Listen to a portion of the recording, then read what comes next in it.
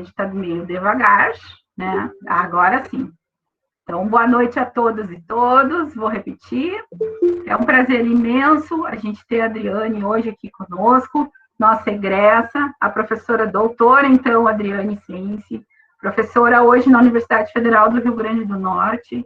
Como eu disse, eu repito, ela é alguém que há muito superou o mestre, né, a discípula que supera mestre, e a gente tem o maior orgulho, né, de ver as nossas egressas pela rede federal, pela rede estadual, pela rede municipal, né, nos mais diversos lugares desse Brasil, porque a gente, vamos dizer assim, a Universidade Federal de Santa Maria, eu tenho um orgulho enorme de fazer parte da universidade, ela exporta recursos humanos, mulheres e homens de excelente formação para todo esse país, né? E a gente fica muito orgulhosa também de ver que tem pessoas de vários lugares, tem um rapaz aqui do Tocantins que está conosco, tem uma querida aqui, que é a Evelyn, que é uma brasileira, uma tuga portuguesa, nós temos alguém de Portugal que está te assistindo, Adriane, e eu não vou nomear, mas eu fico impressionada de ver o quanto a gente atingiu de pessoas, quando eu fui olhar de onde as pessoas eram, quais as redes, os lugares. Então, assim, isso nos enche de satisfação, porque isso é uma forma da gente, mais uma vez, traduzir e dizer do papel social da Universidade Federal, da uma universidade pública, gratuita, laica, porque esse é o nosso papel, é estender aquilo que a gente estuda, é estender aquilo para que as pessoas saibam que se estuda, e não só para que as pessoas saibam, mas que as pessoas se motivem também a estar nesse lugar aqui, e a entender que a universidade não é um sonho impossível, ela tem que ser um sonho realizado por todas e todos. E é nesse sentido que a gente vem propondo ações, e esse curso de extensão, ele é mais uma ação nesse sentido, né? Então, algumas recomendações, pessoal, assim que a Adriane começar a palestra, né, começar a fala, vou solicitar que vocês desliguem microfones e câmeras, claro, com exceção das pessoas que precisam, né, que a câmera fique ligada, né, porque é um recurso também de acessibilidade. A entrada das pessoas vai ser permitida até às 19h15, como a gente já enviou no e-mail, né, a palestra vai ser gravada, como eu já falei. Ao final da palestra, vocês vão preencher por gentileza, então fiquem até o final, um instrumento, um formulário de presença, né, de avaliação também. A gente pede, por favor, que vocês fiquem para fazer, né, para preencher esse formulário, enfim. E acho que eu não esqueci nada. Tem uma cola aqui das coisas que eu preciso dizer, e as minhas assistentes aqui, né? E eu quero fazer um agradecimento muito especial a 3 pessoas aqui, que é a Graziele Fernandes Martins, que é a minha bolsista hoje ProBic, a Janessa Farinha e a Suzana Erpic, que foram incansáveis para que esse dia hoje acontecesse, nas mídias, nos disparos de informações, em alimentar o Facebook, o Instagram. Olha, gurias, vocês sabem que vocês trabalharam manhã, tarde, noite, final de semana, e a gente falou muito nesses dias aí, e eu tenho certeza que o sucesso desse evento e toda essa participação que a gente está tendo tem certamente a participação igual, o tanto mais que vocês comigo aqui, né? Então, meninas, um abraço, um beijo, muito carinho especial, né, por hoje e por todos os dias que a gente vai ter de evento. Então, sem mais delongas, eu vou passar a palavra para a Adriane Sense, para ela fazer as suas intervenções, e aí, a partir do momento que a Adri termina a fala, a gente vai abrir para questões, né, para a gente explorar um pouco mais, né, a boa vontade, a bondade e a capacidade, a competência dessa linda, né? Então, a Adriane, a palavra é tua, tá bom? E que tenhamos um ótimo evento hoje e nos encontros que a gente tem pela frente até fevereiro. A gente vai estar por aqui. Eu vou desligar minha câmera também para ajudar a rede. Obrigada, Fábio. Estão me ouvindo bem? Sim. Tá, né? É uma alegria muito grande estar aqui, ter colegas de Santa Maria, meus professores, colegas aqui da UFRN, do grupo de pesquisa. É um jeito de voltar para casa, né? Eu fiz a minha licenciatura na UFSM, me formei em Educação Especial, acho que foi em 2008, há algum tempo. A Fábio e a Andréia foram minhas professoras lá na graduação. A Fábio foi minha professora de Psicologia da Educação, lá nos primeiros períodos da Educação Especial. A Andréia também. A Andréia foi minha banca de TCC. São professoras que me acompanham há bastante tempo. Tem hoje meus alunos aqui também e, ao mesmo tempo, eu ocupo o lugar de professora e de aluna. E isso é tão interessante. E, sei lá, é muito legal estar nesse momento, né? Espero que em breve a gente possa estar juntos. Eu fiz uma apresentação para orientar minha fala, porque senão eu falo meio que com uma conexão esquisita, e fiz umas anotações num papel aqui. Então, eu vou tentar seguir a apresentação que eu vou compartilhar com vocês, e vou tentar seguir minhas anotações aqui para falar nos 40 minutos, mais ou menos. Eu vou compartilhar minha tela, e vocês me avisem se vai dar para... se vocês vão enxergar direitinho. Espera aí que não está dando certo. No teste deu e agora não dá, né? Deixa uma janela aqui. Ainda não, Adri. Sim, tá abrindo. Foi? Pronto, deu certo? Sim. Para mim apareceu. Certinho. Deixa eu ampliar para ficar melhor. Prontinho. Deixa eu ver por onde eu começo, né? Quando a Fábio me convidou, né, para esse evento, eu fiquei pensando no que eu poderia falar. E o evento chamar a teoria histórico-cultural se estende, fez eu pensar nessa ideia dos desdobramentos da teoria histórico-cultural nas pesquisas em educação especial, né? A minha ideia inicial era conseguir fazer um levantamento das pesquisas, uma análise mais sistemática, mas não deu conta, e eu vou fazer esses desdobramentos um pouco a partir da minha própria trajetória e das coisas que eu conheço.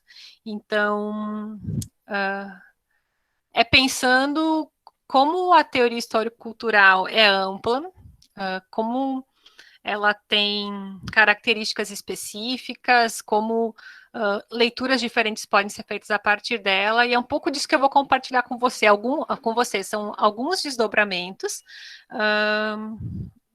né, a partir das coisas que eu estudei. Tem uma limitação, que é o que eu conheço, que é aquelas coisas que eu conheço. Eu tenho plena consciência que aquilo que eu conheço é imensamente menor do que aquilo que eu não conheço. Então, vão ser alguns desdobramentos, né, da teoria histórico-cultural para as pesquisas em educação especial. Então, aqui eu só destaquei um objetivo, né, refletir acerca das pesquisas produzidas com fundamentos na teoria histórico-cultural, a THC, destacando aquelas voltadas à educação especial. Como eu falei, né, a ideia de pensar esses desdobramentos veio desse título, né, a teoria histórico-cultural se estende, e eu achei muito pertinente e fui percebendo que nesses anos que eu tenho estudado a teoria histórico-cultural, eu só percebo ela se estender. Então, era uma tentativa de sistematização. Na verdade, eu venho pensando nisso há algum tempo, e eu queria, né, ainda quero, mas se bem que eu posso deixar uma dica de pesquisa para quem quiser levar isso como pesquisa. Eu queria fazer o levantamento, principalmente nos trabalhos da ANPED e também nas teses e dissertações, de como a teoria histórico-cultural vem sendo tomada como referência nas pesquisas em educação especial.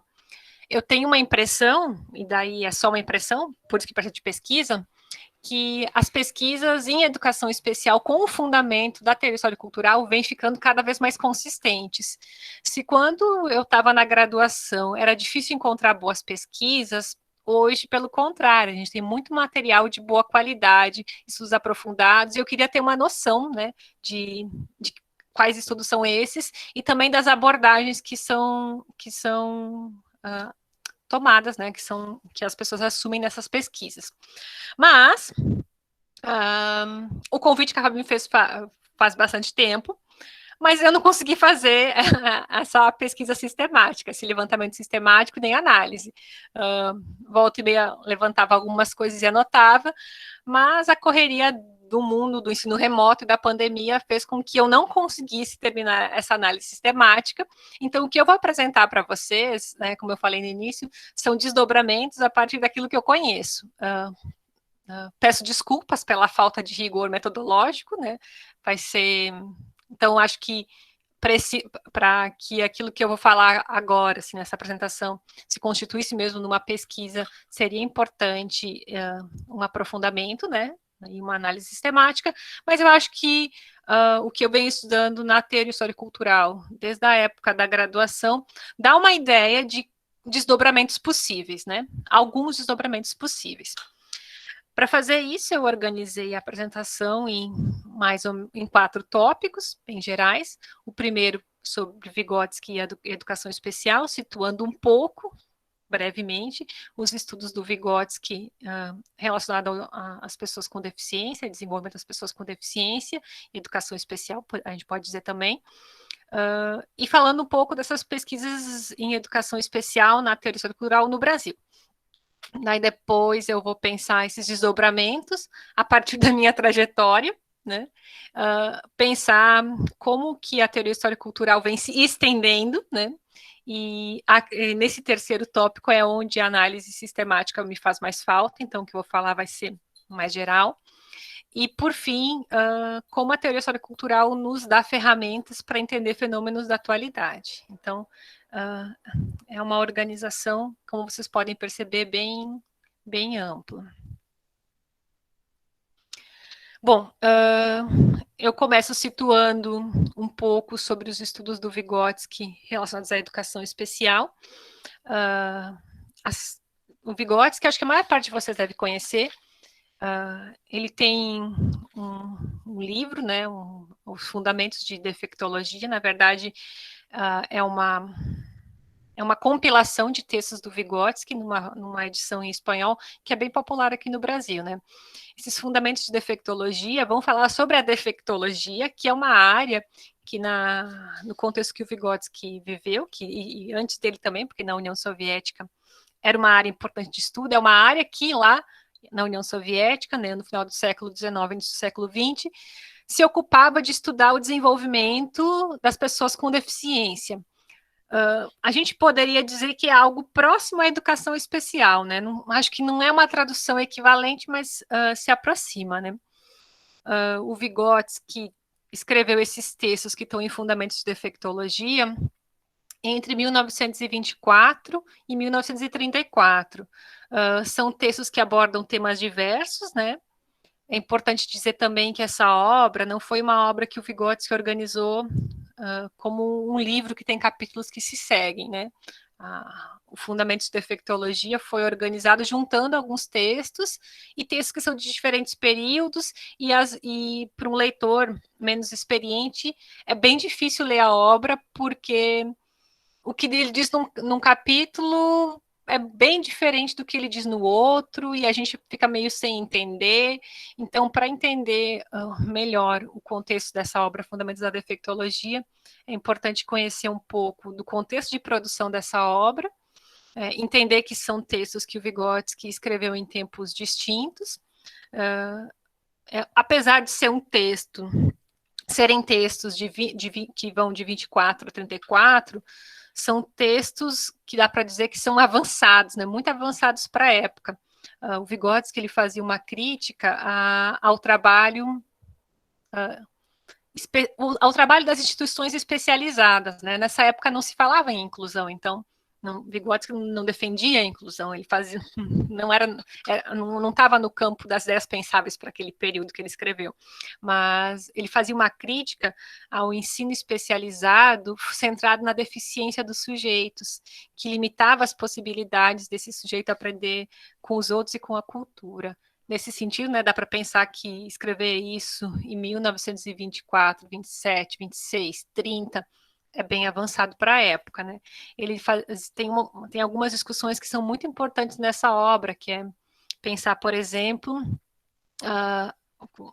que tem questões na deficiência que são primárias, que são consequência da deficiência biológica em si, mas muitas das características que os sujeitos apresentam não são relacionadas diretamente com a deficiência do sujeito, né, com o que é biológico, mas sim estão relacionadas às consequências sociais, à privação, à falta de experiências de aprendizagem, que acontece como consequência social da deficiência. Então, sociedades que excluem as pessoas com deficiência, escolas que não pensam o ensino para as pessoas com deficiência, produzem o que ele chamava lá de complicações secundárias ou deficiências secundárias. E esse conceito, ele é bem, para mim, ele é bem potente para entender várias questões contemporâneas, né? Bom, teria várias outras coisas para falar, mas eu acho que não é o caso de aprofundar só para entender que o Vygotsky tem uma discussão específica sobre educação especial. E uma outra coisa que eu não falei que é importante é que ele trabalhou no Instituto Experimental de Defectologia. Então, ele trabalhou com pessoas com deficiência. Apesar de que, na obra Fundamentos de Defectologia, a gente não encontra estudos clínicos, assim, são textos mais gerais. Os textos têm uma característica de anotação, são textos de palestras, enfim, mas embora ele tenha trabalhado com pessoas com deficiência, a gente não encontra aí nos textos uma descrição desse trabalho. Então, não dá para ler o Vygotsky procurando saber como se trabalha com uma pessoa com deficiência. Não é isso que ele propõe na obra, né? Uma reflexão sobre reflexões, né, diversas sobre a aprendizagem e desenvolvimento das pessoas com deficiência. Eu destaco essa obra, e quando eu falava no início que eu tenho a impressão que os estudos vêm se qualificando, é também porque eu tenho percebido que nos últimos tempos o trabalho que a gente tem feito na área da educação especial tem usado a defectologia com mais frequência como referência. Eu falava da minha graduação, né? Na graduação, no mestrado, em meados do mestrado é que eu fui conhecer essa obra, Fundamentos de Defectologia. Estava numa graduação em Educação Especial e não é uma obra que a gente conheça facilmente. Então, acho que é uma obra importante de eu comentar. Para situar também, né, um pouco de como esses estudos da defectologia são tomados nas pesquisas em educação especial no Brasil, eu dei uma olhada em textos que já fazem como eu vou dizer, essa retomada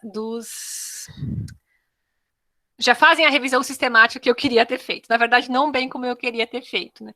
Então, a gente pode ver em alguns estudos, um estudo é da Maria Teresa Assunção Freitas, um estudo é meu, e outros 2 estudos são da Rudiane e da Mariana, que foram orientadas da FAB, que que se voltam para os anais da Amped para olhar com diferentes objetos, mas olhando para esses trabalhos dá para entender um pouco como o Vygotsky, como os estudos da defectologia aparecem na educação especial no Brasil, né? Esse estudo da Maria Teresa Assunção Freitas, ele é bem importante, é um estudo de 2004, e ela faz o levantamento dos estudos nos anais da Amped do ano de 98 a 2013. Ela analisa todos os GTs e é bem interessante as reflexões que ela faz, né? A Maria Teresa de Assunção Freitas, ela é uma das pesquisadoras pioneiras a trabalhar com o Vygotsky no Brasil, e nesse estudo, ela retrata que, apesar de a gente já ter, né, nos últimos anos, né, nos anos 2000, algumas traduções melhores do Vygotsky, nos trabalhos da Amped ainda predominavam as traduções norte-americanas, do pensamento e linguagem e da formação social da mente, que são traduções que hoje se sabe, né, na época ela já apontava que são traduções que têm alguns problemas. Deixa eu ver mais o que.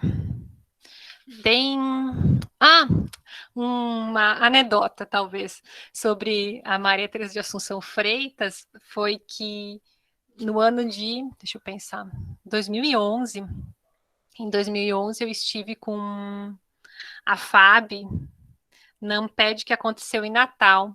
E a gente encontrou a Maria Teresa de Assunção Freitas. E eu era, assim, meio deslumbrada, fui até pedir autógrafo para ela e tudo. Ela assinou meu livro, fez uma dedicatória, desejando que eu seguisse estudando muito tempo na história cultural. Então, assim, ela estava certa. Não sei se ela escreveu na dedicatória alguma coisa meio genérica, mas deu certo. E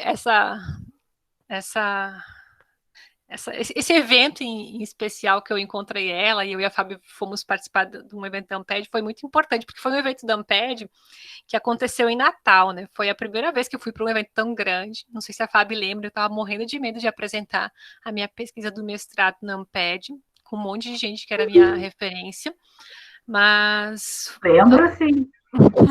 Jamais vou esquecer. E não é, Fábio, que eu volto para Natal, hein? Eu digo, tinha alguma coisa, e daí eu lembrei agora. Lembrei, e foi para apresentar a minha pesquisa do mestrado, foi em 2011.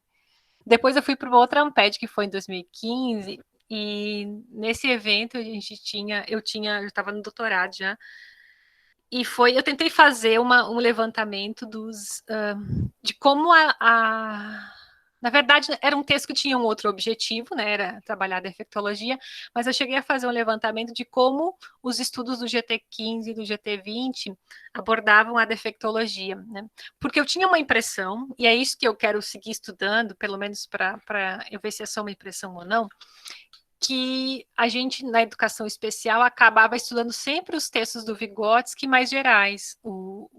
Ainda as traduções do inglês, as traduções norte-americanas, de baixa qualidade, e discutia outros conceitos, como pensamento e linguagem, formação de conceito, brincadeira, mas não aprofundava nas questões da defectologia. E nesse estudo que eu fiz em 2015, eu levantei estudos de 2000 a 2013 e consegui fazer uma análise bem detalhada deles, né? O texto que foi para a Amped foi só um parágrafozinho, mas na época eu tinha feito um levantamento bem detalhado que até hoje não publiquei.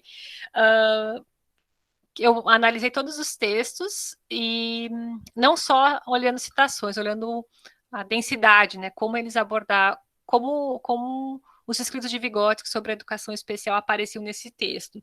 E em 13 anos eu encontrei só 6 textos que traziam uma boa apropriação da defectologia. Geralmente ela é citada de passagem, as pessoas pouco se aprofundam nesse texto, né, nesse livro. E eu queria saber, né, porque como eu fiz essa pesquisa só até 2013, como é que isso segue, e também olhar outras coisas além disso, que ainda tem interesse. Depois eu fui também para o trabalho da Rudiane, que foi a dissertação dela, que ela analisou de 96 a 2013 os trabalhos do GT15. Eu não li o trabalho dela na íntegra, né? Eu li o resumo e um pouco dos resultados, e ela aponta como temas gerais, né, que foram encontrados nesses trabalhos do GT15, aprendizagem e desenvolvimento, linguagem, brincadeira, e assim, também fiquei pensando, mas são estudos mais gerais, será que os estudos específicos da defectologia também não apareceram? Onde é que estavam, né? E por fim, a pesquisa da Mariana e da Fábio, que foi apresentada em 2017, que faz um levantamento de 2010 a 2015, nesse levantamento, elas vão apontar vários aspectos, né, dos trabalhos publicados no GT15, dizendo, tipo, qual é a região que envia mais trabalhos, quais são os temas mais frequentes, quais são os tipos de pesquisa mais frequentes e quais são os campos teóricos mais frequentes. E daí, eu me detive nessa análise do campo teórico. A teoria histórico-cultural aparece como a segunda mais frequente, né?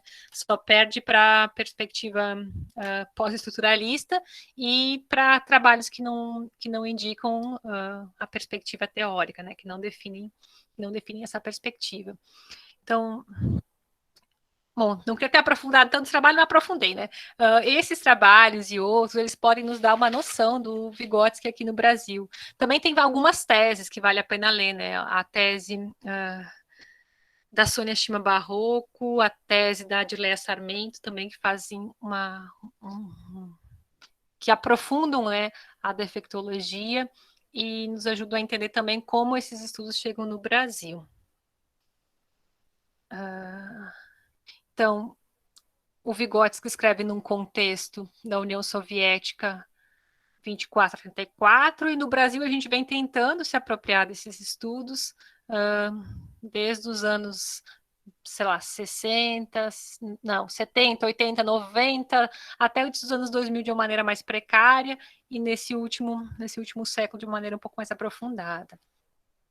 Eu tenho percebido que os estudos, né, na área da educação especial têm tido com frequência fundamentação em Vygotsky, né? Também tenho percebido uma popularização da educação especial na teoria histórico-cultural. Então, vários eventos da psicologia, né, que são da psicologia histórico-cultural, têm eixo de educação inclusiva. Então, eu vejo que tanto na educação especial crescem as pesquisas com o fundamento da teoria histórico-cultural, quanto na teoria histórico-cultural a educação especial aparece mais como objeto de pesquisa. Eu estou dizendo isso como impressão, e daí que eu queria fazer a pesquisa. Pode ser que eu perceba essa popularização, porque são as áreas que eu transito mais. Mas eu acho que não é só impressão, eu acho que uma análise mais superficial me faz acreditar que tem consistência essa minha hipótese. Dá para a gente falar também, né, de uma popularização da defectologia, então as pessoas vêm conhecendo mais essa obra, nem estranhando mais tanto o termo, né? Eu nem expliquei direito, né? Porque para mim já está tão normal, assim, já não estranho. Mas para algumas pessoas, né, quando fala defectologia, já dá um super estranhamento, porque é dos defeitos, e de fato eram os termos que se usava na época. Então o Vygotsky fala de defeito primário, defeito secundário, né? Então a defectologia é um termo de uma área, né? Ao mesmo tempo que a gente percebe uma popularização, eu fico um pouco receosa que essa popularização seja, como eu vou dizer, uma simplificação das ideias, assim, quando você só cita porque está popular, mas sem que haja um aprofundamento. Mas eu também não posso afirmar isso sem fazer pesquisa. Ao mesmo tempo que também que se populariza, seguem as críticas, né? Há quem diga que é uma referência ultrapassada, criticam os termos. Já teve uma revista que eu mandei um texto com o referencial da defectologia, e o parecer voltou negando, pedindo para eu atualizar meus referenciais, que eu estava utilizando referências muito antigas, e eu me esforçando para ler o original, né? Eu recebi um parecer dizendo que era para usar textos mais recentes, e eu queria não usar comentadores, queria trabalhar com o original, e recebo críticas dizendo que eu deveria atualizar.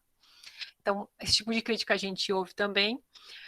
Acho que essas críticas, elas são pertinentes na medida que se faz uma apropriação da teoria, que se estuda os textos e não se pensa como eles refletem o contexto, como eles podem explicar o contexto contemporâneo, né?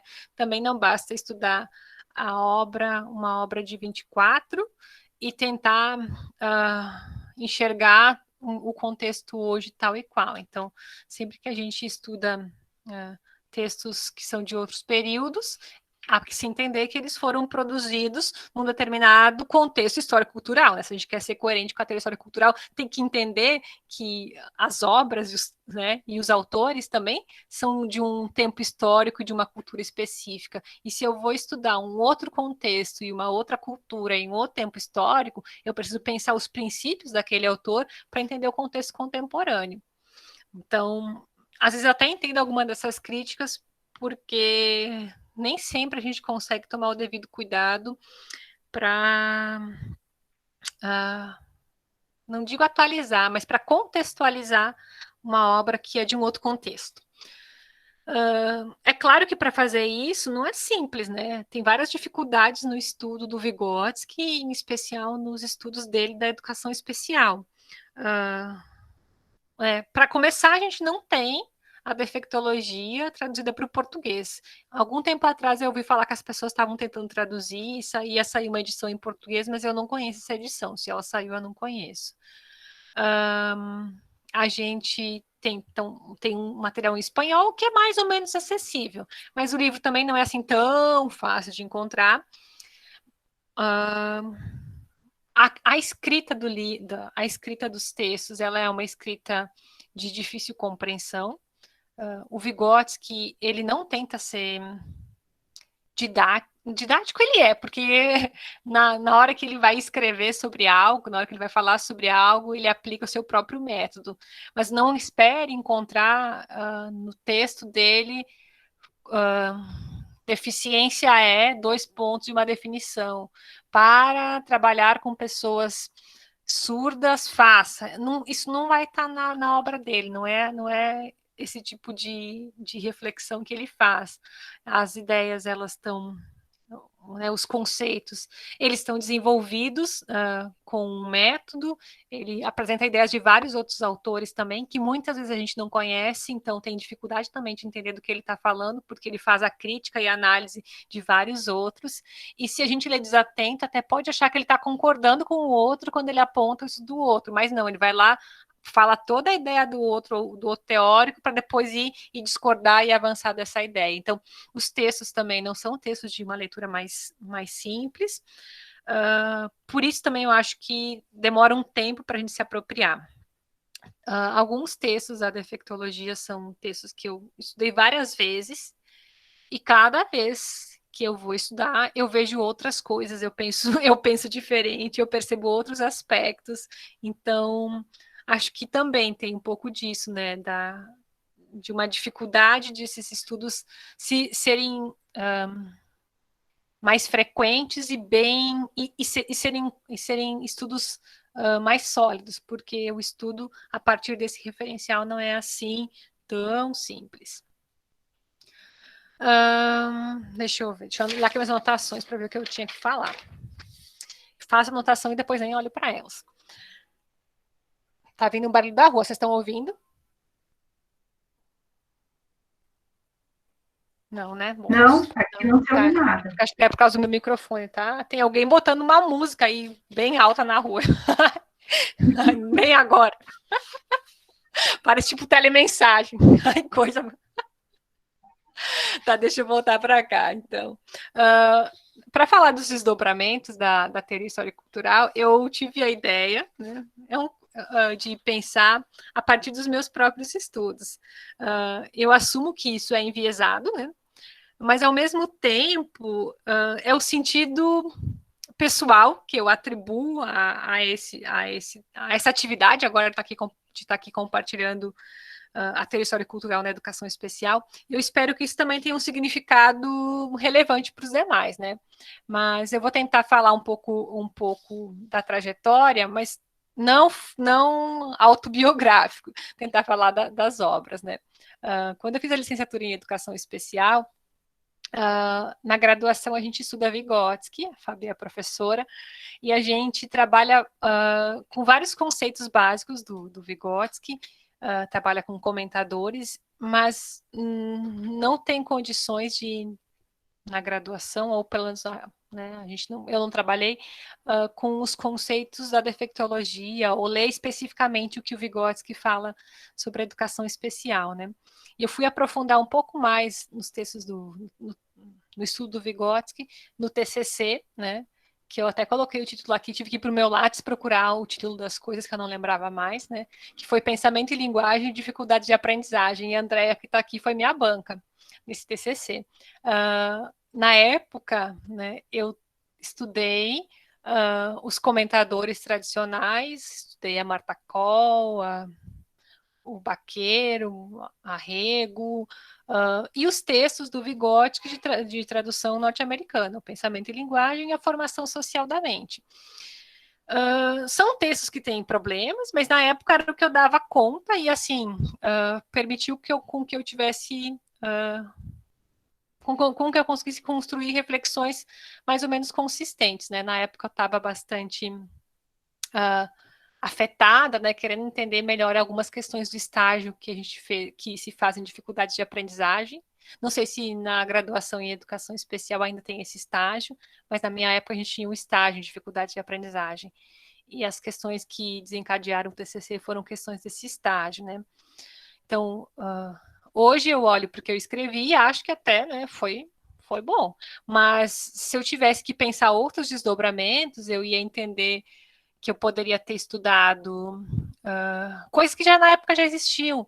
Os trabalhos da Ana Padilha sobre significação, os trabalhos do grupo da Marilene Proença, que fala sobre fracasso escolar. Então, talvez esses estudos na época tivessem me ajudado, mas, né, eu não conhecia esses. E eu digo isso também porque, né, são outros, para um trabalho consistente, a partir do Vygotsky, para entender educação especial, se a gente olhar para comentadores que são comentadores consistentes e que trabalham com educação especial, ou no caso da Marilene Proença, ao fracasso escolar, né? O mais próximo será a dificuldade de aprendizagem, isso pode nos ajudar a ter uma compreensão melhor. Bom, aí no mestrado, Fábio foi minha orientadora, a gente estudou processos mediativos e formação de conceitos cotidianos. No mestrado, eu não sei como é que estão as orientandas da Fábio agora. Hoje, Fábio, quando eu penso o que eu fiz no mestrado, eu não sei como eu fiz aquilo.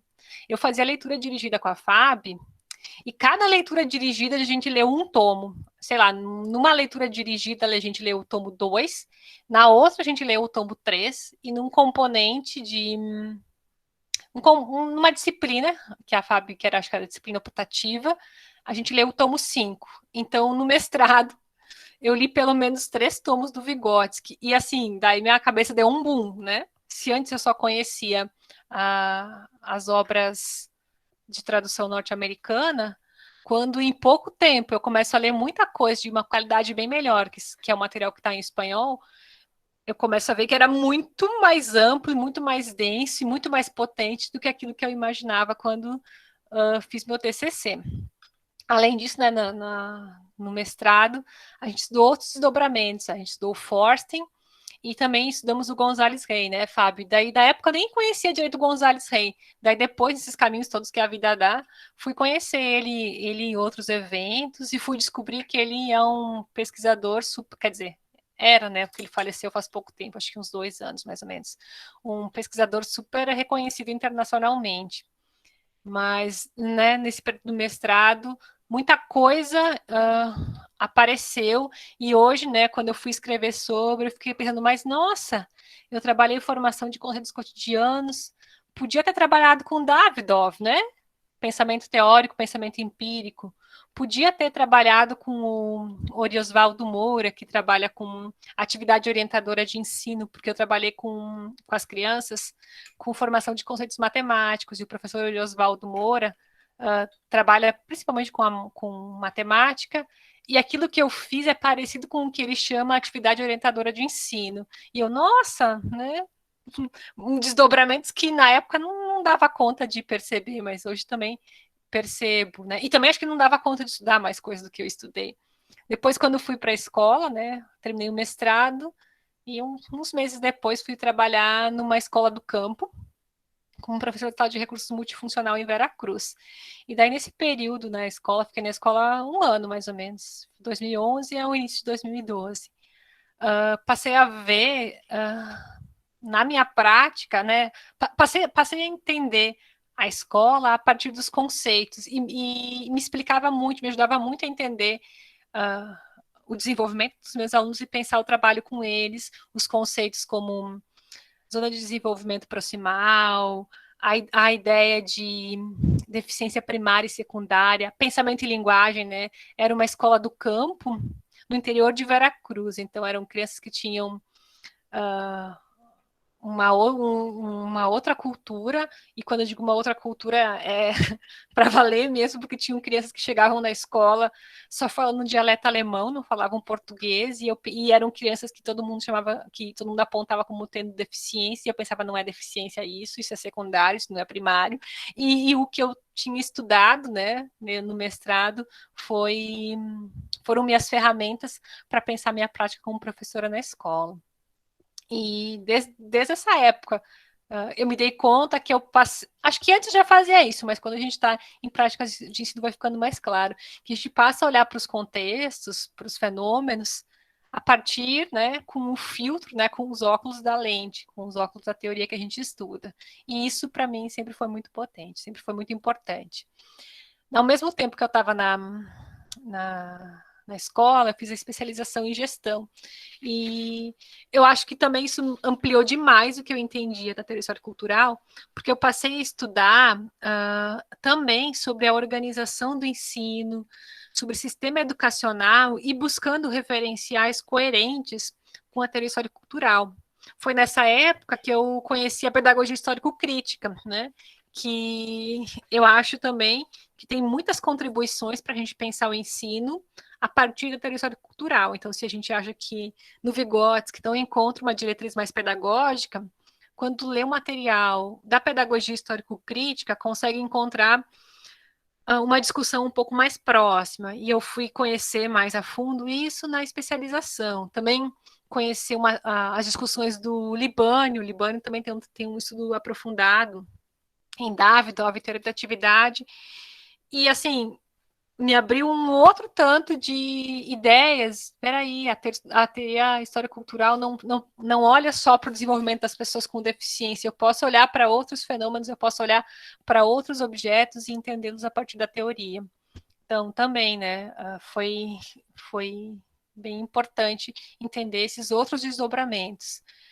E no doutorado, que eu fiz na UFPEL com a professora Magda Damiani, eu passei a estudar outros referenciais também, né? No doutorado, eu posso dizer que eu saí da minha zona de conforto. Eu já vim estudando Vygotsky há algum tempo, e os autores mais da teoria histórico-cultural e alguns autores mais ligados a uma perspectiva sociocultural e sócio-histórica. E quando eu vou trabalhar com a Magda tem uma formação com o professor Harry Daniels, e trabalha com teoria da atividade, e assim, eu não conhecia muita coisa, então eu passo a estudar teoria da atividade. Os materiais que a Magda me dá para estudar, quase todos são em inglês, então se eu estava acostumada já a ler em espanhol, o Vygotsky achava que estava indo bem. Aí, de repente, eu passo a estudar os comentadores internacionais em inglês e entender os desdobramentos internacionais da teoria, porque até então eu estava estudando a educação especial no Brasil. E daí eu passo a entender os desdobramentos internacionais da teoria. No doutorado também aconteceram coisas que foram muito importantes para eu estar compartilhando com vocês hoje essa visão que eu estou chamando de desdobramentos, né? Eu não lembro em que ano do doutorado foi. Eu fui para um evento na Rússia, um Summer School na Rússia. É um evento que a SCAR promoveu esse ano também. Acho que é ano sim, ano não lembro. Mas foi um evento para alunos de doutorado, e eu fui para a Rússia discutir minha tese com os professores russos e pessoas do mundo inteiro. E assim, não eram muitas pessoas, eram tipo 15, 20 doutorandos. E aquilo fez com que eu percebesse como as pesquisas vão assumindo características diferentes em diferentes lugares. As pessoas falavam de tendências de pesquisa, eu entendia isso muito por alto. Isso foi clareando. Nesse período que eu fui para o Congresso, eu aproveitei, acho que eu fiquei um mês e pouco na Rússia, para conhecer escolas na Rússia. Fui para Zagorsk, conhecer a escola daquele documentário Borboletas de Zagorsk. Fiz tudo que eu achava que eu preciso. Agora é minha chance de entender essa cultura, entender da onde saem essas produções que me encantam. E foi, assim, uma experiência bem legal. No doutorado ainda, mais para o final, eu passei 6 meses na Finlândia estudando com o professor Yuri Engström. Ele trabalha com a teoria histórico-cultural da atividade, né? Em inglês é CHAT.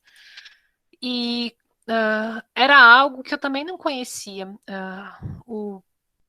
A perspectiva que o Engstrom trabalha são de gerações essa teoria. Então, ele coloca o Vygotsky como um pensador da primeira geração, o Leontiev como um pensador da segunda geração, os escritos dele, os primeiros, os escritos do próprio Engstrom como a terceira geração da teoria da atividade, e hoje já se fala em uma quarta geração. E eu não tinha ideia do que era isso. E quando eu fui para esse lugar, encontrei pessoas que trabalham com a teoria em áreas diversas. Na minha sala eu tinha uma colega brasileira também, né? A Manuela, que trabalhava com saúde coletiva, tinha outro que trabalhava com políticas, tinha outro que trabalhava com construção de prédios, e eu, como assim? E esse povo todo estuda teoria histórica cultural, e, e só foi ampliando, e cada vez que eu achava que tinha estudado bastante, eu percebia que tinha um tanto mais de coisa que eu não tinha estudado, né? E no final das contas, fechar a tese foi difícil, porque eu passei os anos da tese tentando aprender muita coisa nova. Ups, peraí, fiz alguma coisa errada. Vou voltar. Eita. Pronto. Estou ainda acompanhando?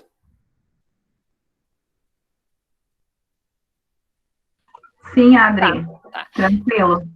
Aí dá uma agonia que não tem ninguém. E eu fechei meu celular, estava morrendo da bateria. Aqui, bom, deixa eu voltar para cá. Então, no doutorado, a minha tese foi a partir de um trabalho que eu fiz com um grupo de professores de uma escola municipal. Eu trabalhei com eles a partir de uma metodologia de pesquisa que é o Laboratório de Mudanças, né, que é um trabalho de pesquisa e intervenção. E foi bastante desafiador, assim, desde então... Desde que eu defendi a tese, eu tenho tentado retomar algumas coisas, porque eu acho que ela ficou meio que incompleta. Há um tempo atrás publiquei um artigo, até reescrevi algumas coisas, mas é isso que eu tenho falado, assim, quanto mais a gente estuda, mais vai percebendo que é possível aprofundar outros aspectos. E percebo que no doutorado eu podia ter pensado uma perspectiva histórica e dialética mais consistentes, né? Que é a base do pensamento do Vygotsky, quando ele escreve sobre qualquer fenômeno, ele parte do materialismo histórico dialético, então ele olha as condições objetivas, ele pensa o desenvolvimento desse fenômeno, e ele olha as contradições não por uma perspectiva de oposição e de dualismos, mas por uma perspectiva de dialética procurando a unidade. E isso é difícil pra caramba, né? Acho que eu fiz bem mais ou menos. Daí depois eu estava terminando o doutorado, acho que trabalhei com uns 2, 3 meses como professora substituta na UFPEL, e logo vim para Natal trabalhar como professora aqui na UFRN. E aqui tenho trabalhado bastante com formação inicial e continuada, né? Tentando pensar como tudo isso que eu estudei do Vygotsky pode ser ferramenta para o trabalho dos professores. Então, tenho trabalhado bastante com o trabalho colaborativo, né? Pensando... também tem autores também, a Magda, que foi minha orientadora do doutorado, trabalha com um trabalho colaborativo a partir da teoria histórica cultural. Tem outros autores que também fazem isso.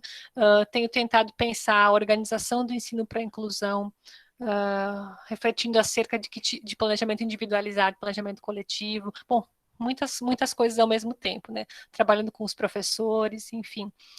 E também como professora, né? De alguma maneira eu retomo uns estudos clássicos. Eu adoro um grupo de estudo, né? Porque sozinha não tenho conseguido mais tempo de estudar. Então, quando a gente vai para grupo de estudo que retoma as obras do Vygotsky, eu acho que é uma chance única de estar retomando aqueles escritos, né, que eu já li outras vezes, falando com outras pessoas sobre eles. Então, também sigo nesses desdobramentos, né, eu não fujo dos clássicos. E a gente sigo estudando, e toda vez que eu leio defectologia, eu tomo 3, eu tomo 2, eu vejo coisas e entendo bem melhor do que eu entendia antes. E acho que é uma riqueza. Meu Deus, acho que falei. Eu anotei as coisas e estou falando tudo que eu não tinha anotado. Bom, Daqui eu fiz uma relação da teoria histórico-cultural com o título, né, se estendendo com o desenvolvimento das pesquisas. E quando eu penso sobre esse desenvolvimento das pesquisas, eu também vejo esses desdobramentos em perspectivas, né?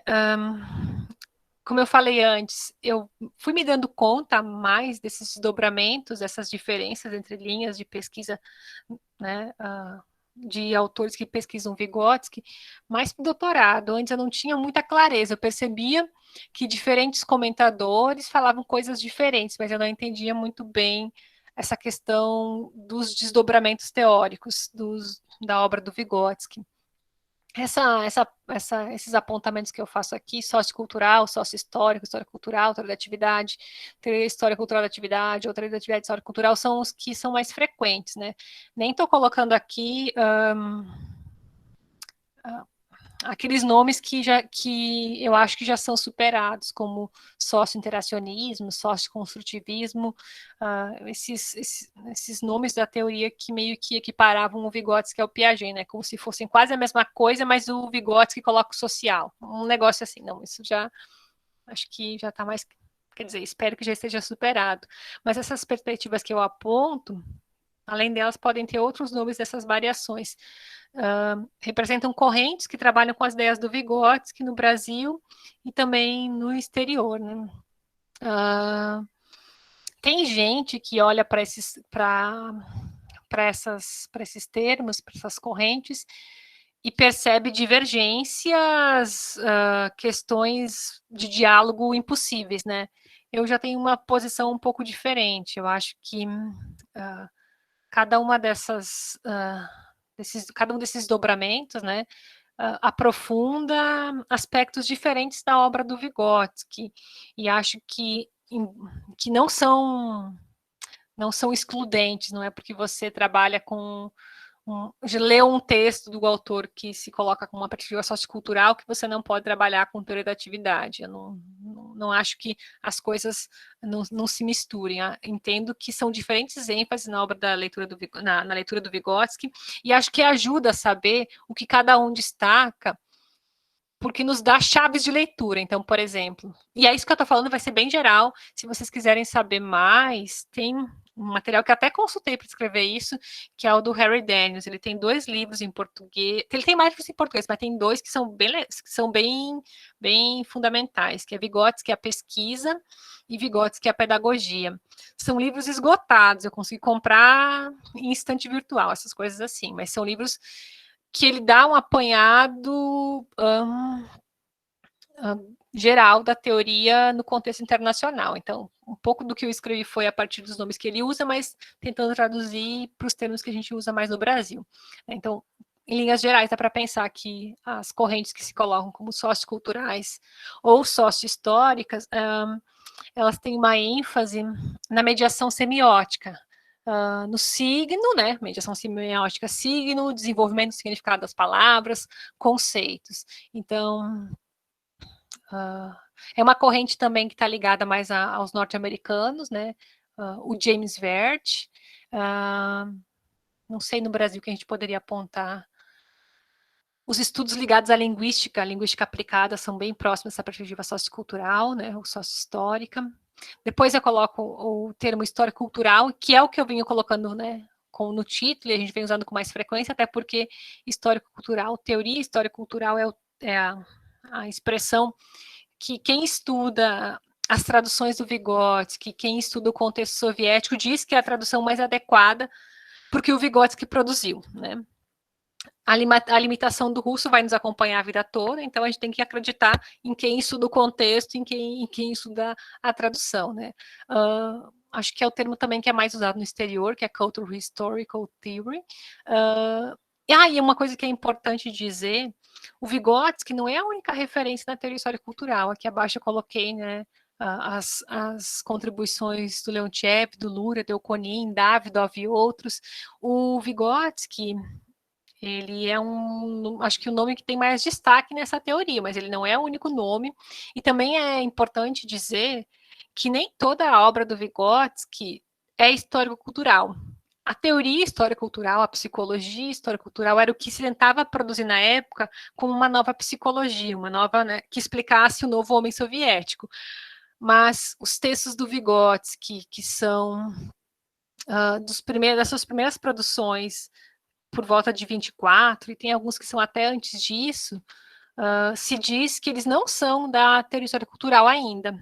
Na defectologia, tem vários textos que têm um viés bem mais da reflexologia do que da teoria histórico-cultural. Então, não, também, né, no próprio Vygotsky, há um desdobramento, há um avanço das ideias, da construção de uma teoria. Por isso que, quando a gente lê os textos dele, é importante olhar a data de produção, né? Não a data de publicação do livro, né? A data de produção. Porque na própria obra dele, a teoria histórico-cultural vai se desenvolvendo. Então, ele foi um dos pesquisadores que inicia o processo, mas eu não sei se eu diria que ele é o criador ou que ele não, porque ele faz parte de um movimento, que é de um grupo, né? Mas ele é certamente o nome que tem maior evidência. Depois, teoria da atividade, teoria histórico-cultural da atividade, ou teoria da atividade histórico-cultural, a gente pode colocar num outro grupo, né? Esqueci de falar, a teoria histórico-cultural tem um foco nas suas pesquisas no método, na formação da consciência do sujeito, e analisa desenvolvimento e aprendizagem com uma ênfase muito mais no sujeito. Quando a gente vai para a teoria da atividade, essa discussão de sujeito se expande um pouco para uma discussão do coletivo. Então, quando se discute a formação da consciência, se discute formação da consciência a partir da atividade coletiva, não mais da atividade do sujeito, como é o foco na teoria histórico-cultural. Isso que eu estou falando é tipo assim, uma separação clássica. Nem sempre é fácil ver esses nuances nos textos que a gente está lendo, né? Na teoria da atividade, ou atividade histórico-cultural, ou histórico-cultural da atividade, qual seja a variação, a gente vê o Leontiev como uma referência também muito importante, né? Porque o Leontiev trabalha muito com consciência e atividade coletiva. Tem gente que coloca Leontiev e Vygotsky para brigar, eu prefiro não entrar nessas questões, né? Acho que não, às vezes ou idealiza e fala como troika, como se fossem best friends, ou coloca Vygotsky e Leontiev para brigar, como se fossem inimigos. E acho que a gente não precisa ler as obras nessa direção, né? Vai pensando no desdobramento das ideias e que elas correspondem ao momento histórico e cultural. Então, Leontiev também escreve no stalinismo e ele não podia escrever qualquer coisa, ele tinha que escrever o que era de acordo com o stalinismo. Deixa eu ver. Isso já falei, né, dos desdobramentos. Então, aqui no Brasil também, nos últimos anos, não é tão já faz algum tempo. A gente tem tido também algumas traduções melhores e tem sido mais frequente ver os estudos de outros russos. Aí eu coloquei alguns, mas esses autores vêm sendo mais traduzidos e a gente tem tido acesso a essas obras. Ao mesmo tempo, né, a gente vai vendo que a teoria histórico-cultural não está mais só com a área da psicologia e da educação, né, e da educação especial, a gente vê pesquisas em diferentes áreas, aí eu também cito algumas, né, que eu sei que no Brasil tem bastante produção na linguística aplicada, na neuropsicologia, e daí na neuropsicologia tem uma influência grande dos estudos de Luria, na saúde coletiva, em contexto de trabalho.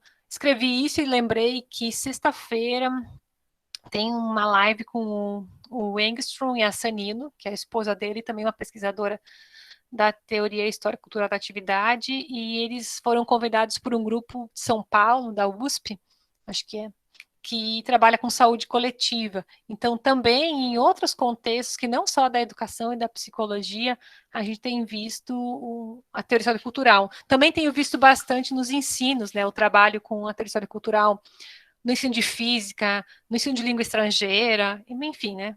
Muitos desdobramentos. Também acho que esses desdobramentos vêm acontecendo porque hoje a gente tem melhores condições de pesquisa, né? Tem novas traduções, já há algum tempo tem novas traduções, né, de melhor qualidade. Sinto falta daquele livro, A Formação Social da Mente, ter uma tradução melhor, né? aquela compilação de textos eu encontro espalhado por outros nas obras escolhidas, mas não na mesma ordem que estão lá, mas a gente tem tido melhores traduções. Além disso, temos a Zoia Prestes, que já faz algum tempo fez até uma tese sobre a tradução de Vygotsky no Brasil, e tem, de certo modo, revolucionado, eu acho. Ela, se for falar em expansão, acho que a tese dela assim, representa uma expansão da compreensão de Vygotsky no Brasil, porque ela questiona algumas traduções, e embora eu mesma nem sempre mude o jeito que eu chamo as coisas, como a Zoia Prestes fala das traduções, ela nos chama a atenção a aspectos importantes dos conceitos. Por exemplo, eu vou falar os conceitos que são mais clássicos do Vygotsky. Zona de desenvolvimento proximal, ela diz que o mais correto seria chamar zona de desenvolvimento eminente. Eminente porque proximal dá a ideia de algo que vai acontecer, que está próximo, e ela diz eminente porque é uma possibilidade, ele só vai acontecer se tiver mediações e condições adequadas. Então ela questiona que o proximal dá a ideia de que é algo que vai acontecer que está próximo. Ela diz, não, é iminente, é possível. E daí, opa, mas espera aí, tá? Então, deixa eu repensar o que eu falava como ZDP. Então, é melhor pensar o ZDP como possibilidade, não como algo que vai acontecer. Quando ela discute a tradução de linguagem, né? Por exemplo, pensamento e linguagem, ela diz que o mais adequado seria pensamento e fala, porque o Vygotsky não discutiu linguagem. O Vygotsky, né, linguagem é amplo, linguagem é linguagem musical, linguagem corporal, linguagem, né? O Vygotsky não discutiu linguagem, ele discutiu fala, ele discutiu os significados dos conceitos, desenvolvimento dos conceitos cotidianos e conceitos científicos. Ele discutiu um tipo específico de linguagem, então por isso seria mais adequado falar em pensamento e fala, né?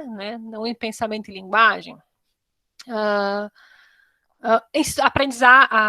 diz que a tradução mais adequada para aprendizado, né? Tipo, por exemplo, aprendizado e desenvolvimento seria instrução, porque quando a gente fala aprendizado ou aprendizagem e desenvolvimento, parece que a aprendizagem é um processo do sujeito de uma maneira independente, e quando ela diz que a melhor tradução é instrução, ela está chamando a atenção para que essa aprendizagem é sempre mediada pelo outro e tem uma intencionalidade, e por isso, esse tipo de aprendizagem, aprendizado intencional, que ela chama de instrução, promove o desenvolvimento. Então, quando ela vai discutindo esses termos, a gente vai, deixa eu voltar para o que eu li antes, ver se eu entendi bem. Ela e a Elizabeth Tunis têm vários artigos publicados, tem livros, né? Se vocês se interessarem por essa questão de traduções, é só ir para o Google ou ir para o currículo delas que vocês encontram outras coisas. Também falando sobre a expansão das pesquisas, nos últimos anos a gente tem tido textos inéditos do Vygotsky, né? E a gente também não sabe o quanto mais tem de texto inédito, porque assim, ele foi proibido, algumas coisas sumiram, então a gente não tem certeza. Uma outra coisa importante, né? Agora já faz um tempo que eu não vejo nada, mas os próprios russos começaram a encontrar material. A filha do Vygotsky, né? A Vygotskaya, e ele tem uma neta também que faleceu esse ano, que estava procurando coisa e publicando coisa inédita dele. A Zoia Prestes tem uma entrevista com a filha do Vygotsky, já faz um tempo que ela publicou isso, fazem alguns anos. Se vocês procurarem, vocês encontram. E daí, esses trabalhos todos, de encontrar textos inéditos, de ter dados mais consistentes sobre o contexto de produção das obras, faz com que a gente consiga produzir melhores pesquisas também, né? Agora a gente tem mais elementos para poder pensar. E aí eu agora volto para a ideia dos textos inéditos. Em 2018, a gente teve publicado o Vygotsky Notebooks, ele não tá em português, esse livro não foi traduzido para o português, é um livro que está em inglês e foi organizado pela Ekaterina Russa, e pelo René van der Veer. O René van der Veer é um dos autores daquele Vygotsky, uma síntese, um livro bem clássico. Esse livro tem textos inéditos no mundo, e tem alguns textos que são relacionados à defectologia, à educação especial, inclusive com descrição de casos. Mas é uma leitura difícil. Eu tentei ler assim, sozinha não tem como. São textos que são anotações tipo assim, você está pensando sobre alguma coisa e vai anotando. Você que vai olhar para sua anotação vai entender. Agora, dá para alguém ler as anotações? Não tem como. Tem que ser uma leitura com um par mais capaz, né? Eu tentei ler alguns desses textos e eu confesso que eu tenho bastante dificuldade de entender esse livro, mas, né, já são mais elementos, mais estudos aqueles que a gente conhecia. Aqui no Brasil, a gente tem a tradução das 7 aulas de Vygotsky sobre os fundamentos de pedologia, que foi traduzido pela Zoe e pela Elizabeth Tunis. Esse livro aqui, eu estava olhando para ele. É um texto muito bom sobre desenvolvimento infantil. Tem algumas reflexões relacionadas à deficiência, né? Porque quando o Vygotsky vai falar do desenvolvimento típico, ele relaciona também ao desenvolvimento atípico. Então, também acrescenta bastante a área. E esse ano foram publicados dois dossiês que têm textos bem importantes e têm traduções inéditas. Tem esse dossiê Memória e Sentido, que tem um texto do Vygotsky, que é o prefácio para um livro do Leontiev. O livro do Leontiev era sobre memória, então é bem legal esse texto. É uma tradução organizada, é um dossiê que quem organizou foi a Ana Smolka e a Gisele Toassa. E os outros textos do dossiê também são muito bons, tem autores do Brasil e do exterior. O outro dossiê que eu chamo a atenção é as contribuições de Vygotsky para a educação especial e inclusiva, que está publicado na revista Consenso. Ele foi organizado pelo grupo da Elizabeth Tunis, lá de Brasília. Tem 2 textos do Vygotsky traduzidos de maneira inédita, a Instrução e Desenvolvimento na Idade Escolar e Base Biológica do Afeto. O pesquisador, o Aquiles Delarry Jr., ele foi uma das pessoas que trabalhou na revisão dessas traduções, e também os textos que compõem o dossiê são bem importantes. Então, a maior parte dos textos tem relação com a educação especial e conversam com os textos traduzidos, e isso ajuda muito, porque a gente tem a tradução e textos que estão discutindo a partir daquilo que está colocado, né? E foi esses que eu lembrei agora, né, quando eu estava organizando a apresentação, mas pode ter outros materiais, né? Então é isso que eu venho dizendo, que a minha impressão, as produções na área têm aumentado muito de qualidade, porque tem tido acesso a materiais muito mais consistentes. Também, né, nessa perspectiva de melhores condições, a gente tem comentadores que nos proporcionam, então, essa melhor compreensão. Tem o professor Manolis da Fermos, ele é um grego, ele tem escrito bastante sobre... Eu acho que ele não tem material em português. Tem alguns livros em inglês, muitos artigos e livros em inglês, e ele tem discutido o contexto de produção das obras do Vygotsky, resgatando a perspectiva do materialismo histórico dialético. E quando eu leio as coisas do Manolis, me dá uma outra perspectiva. Tem um livro dele, eu anotei o nome aqui, que é Rethinking Vygotsky, esqueci o nome, não anotei. Rethinking Cultural Historical Theory, A Dialectical Perspective to Vygotsky.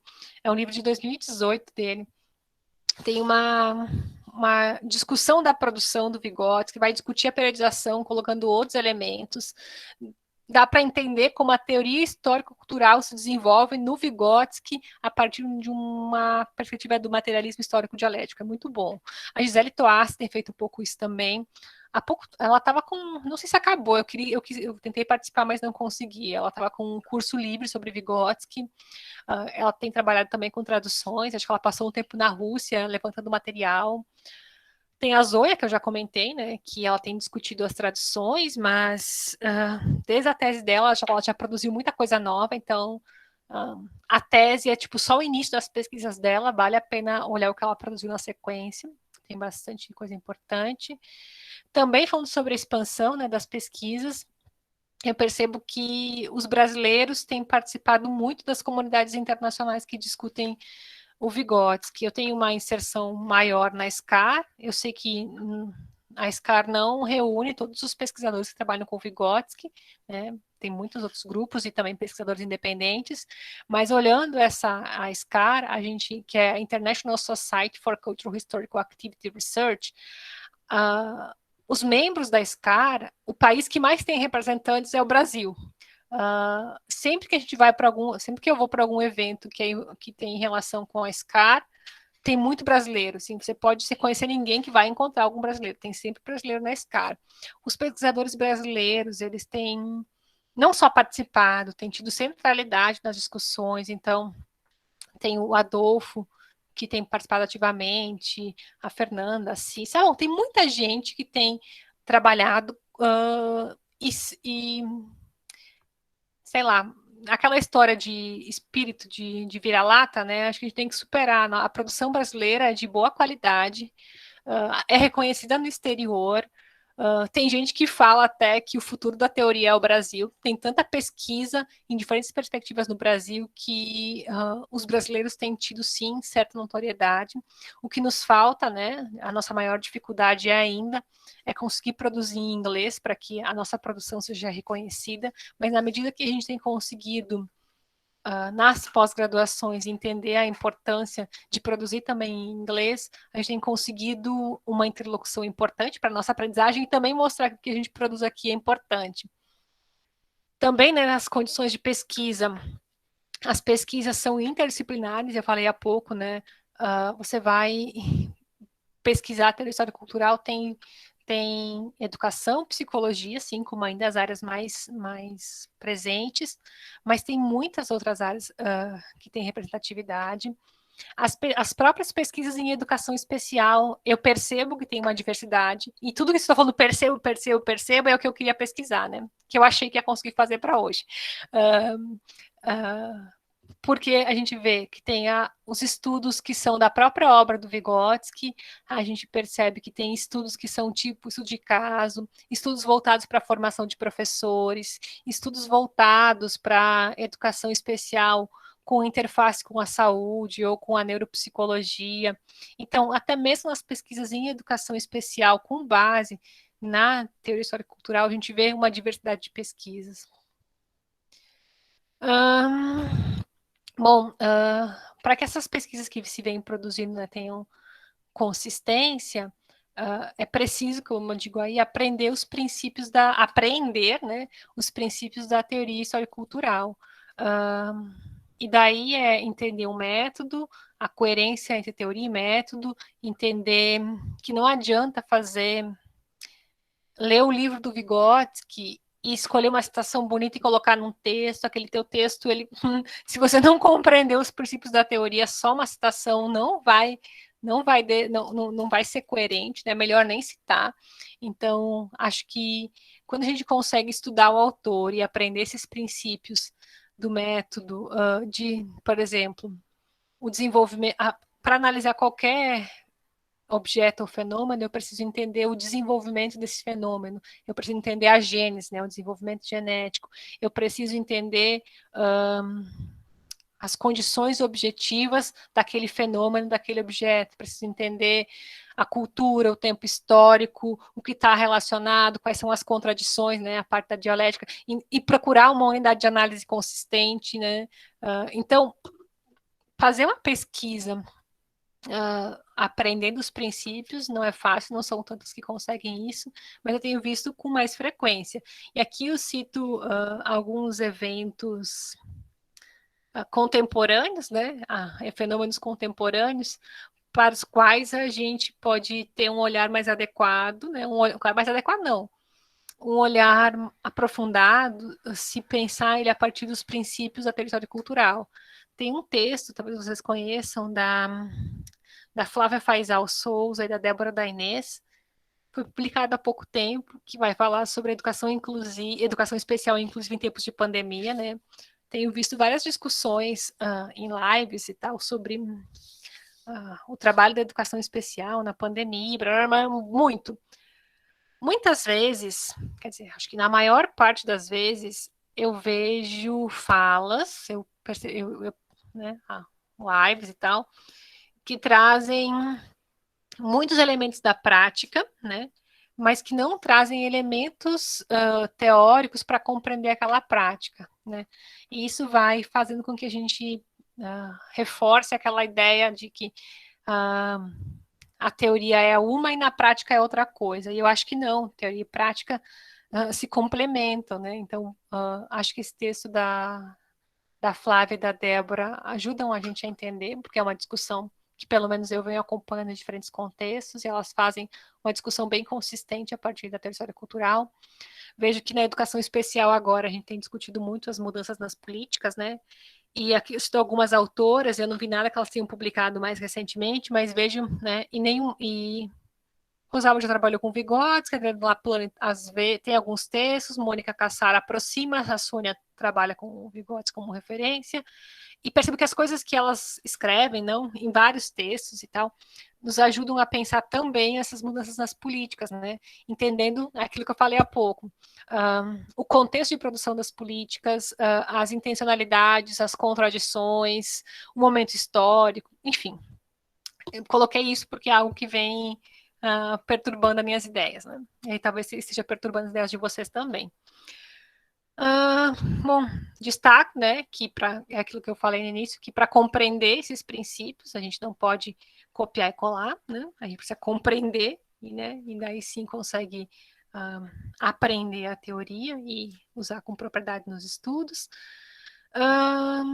E entender também que algumas coisas que o Vygotsky propôs foram pensadas lá para o contexto de produção de 24 na União Soviética. Então, quando ele vai falar de educação especial, tem um texto que ele vai falar da busca de uma síntese dialética entre a educação especializada e a educação comum na educação especial. Devia ter colado essa citação aqui, que não quis se colar a citação, devia ter colado. Ele vai dizer assim, até hoje a educação especial foi sempre nos contextos restritivos. Precisamos ter um quê da educação comum, né, na educação especial. E hoje a gente vê que é o contrário, né? A gente já tem uma educação inclusiva que coloca as pessoas com deficiência na escola comum, mas muitas vezes falta um conhecimento especializado também para o trabalho com essas pessoas com deficiência, seja de um profissional especializado ou seja um conhecimento especializado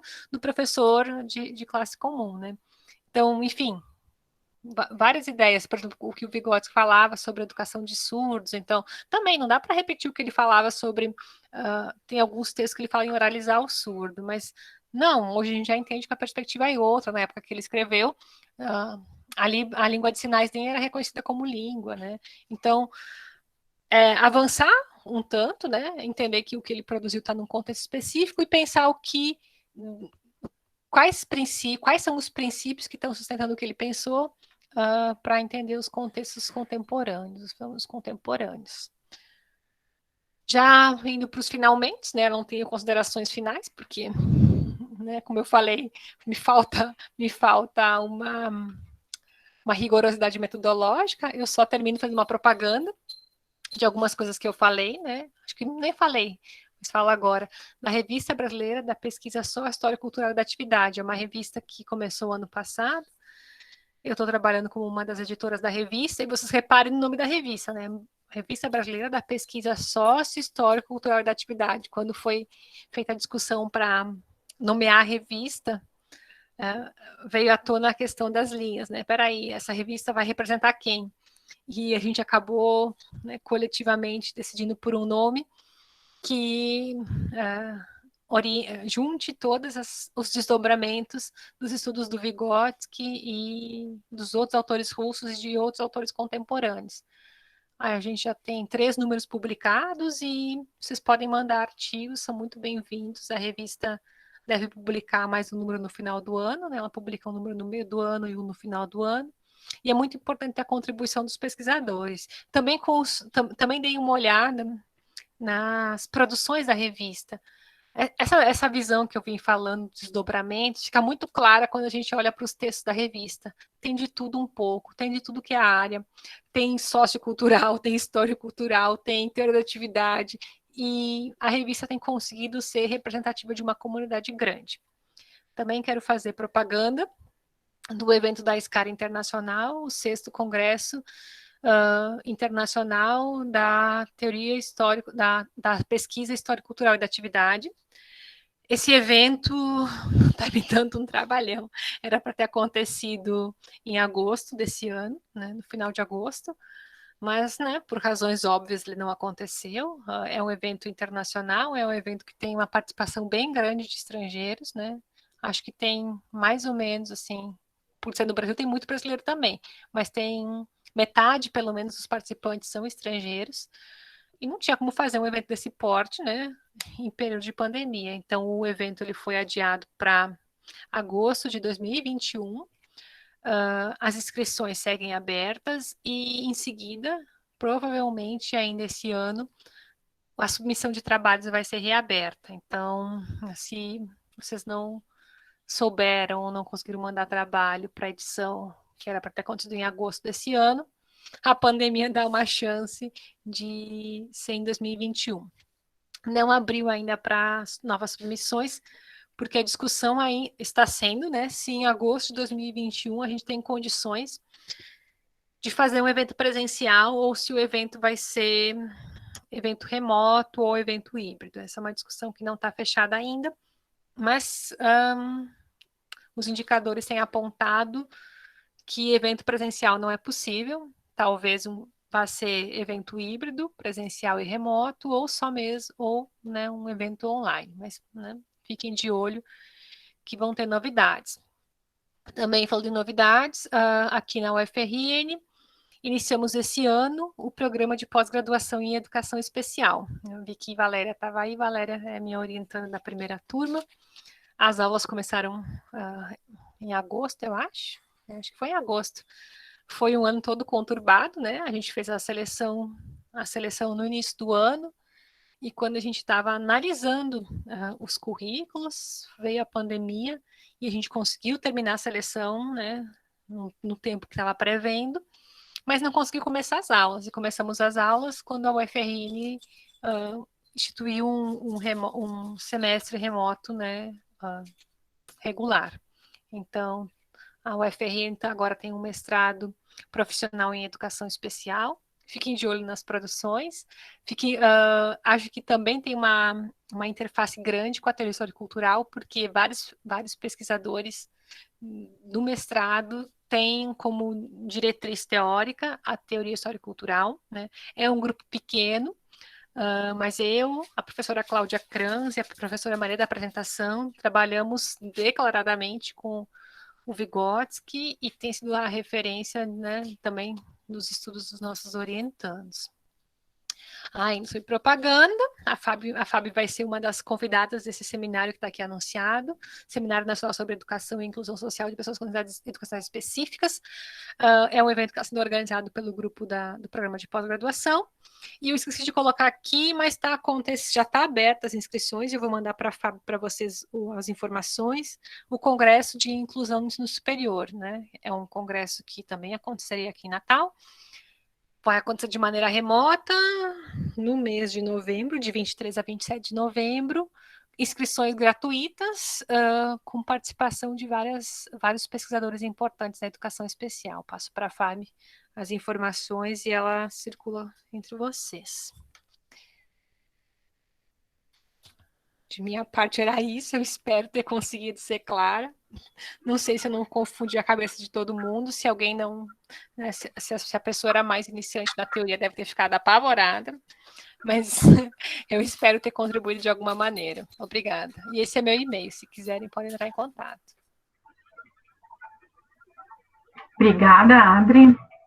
Nós é que temos que agradecer. E agora, a tua, que já foi mestra, né? Fica pensando na responsabilidade de eu falar num evento depois de tudo que a gente ouviu aqui hoje, não é? Sem dúvida nenhuma. Eu acho que tu foste claríssima, né? Acho que foi uma fala extremamente qualificada, uma fala que nos permite observar o quanto realmente é a nossa, eu posso dizer que é nossa, né? Porque eu acho que a gente de alguma forma se apropria afetivamente, vamos dizer assim, afetivamente, cognitivamente da teoria, né? Fiquei muito curiosa para ler esses textos novos aí do Vygotsky. Enquanto tu falava, eu comecei a pesquisar aqui já começa a acender assim a vontade de ler e contribuir e compartilhar com o grupo, né?